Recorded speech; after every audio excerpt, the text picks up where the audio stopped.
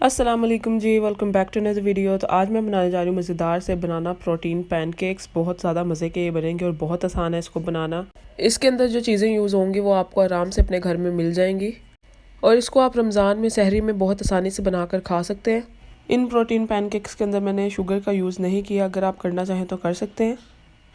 तो सबसे पहले एक बोल के अंदर मैंने लिए 2 लार्ज साइज़ अंडे। फिर इसके बाद इसके अंदर मैं डाल दूँगी 2 लार्ज साइज़ बनानास डालने के बाद इसके अंदर मैं डालूंगी हाफ़ टी स्पून दालचीनी पाउडर और 1/4 टीस्पून इसके अंदर मैं डालूंगी बेकिंग पाउडर डालने के बाद इसके अंदर मैं डालूंगी 1 चुटकी नमक और हाफ़ कप इसके अंदर मैं डालूंगी ओट्स फ्लावर।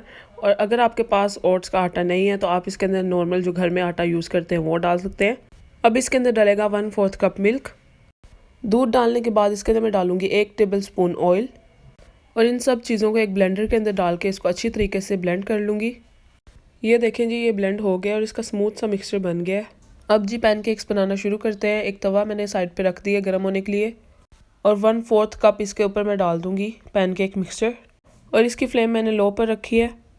इसको अब मैं 2 मिनट तक पकाऊंगी और 2 मिनट के बाद इसकी साइड चेंज कर दूंगी और दूसरी साइड को भी मैं 2 मिनट के लिए ऐसे ही पका लूँगी। और बाकी जो पैनकेक्स का मिक्सचर है वो एक एक करके हम बना लेंगे। और ये जो मैं पैनकेक्स बना रही हूँ मैं नॉन स्टिक बर्तन के अंदर बना रही हूँ, आपने भी नॉन स्टिक बर्तन ही यूज़ करना है। और सिर्फ मैंने इसके मिक्सचर के अंदर ही ऑयल डाला है। जिस पैन के ऊपर मैं बना रही हूँ इसके ऊपर मैंने कोई ऑयल का यूज़ नहीं किया। इन बनाना प्रोटीन पैनकेक्स को आप हनी के साथ और सीजनल फ्रूट्स के साथ सर्व करें।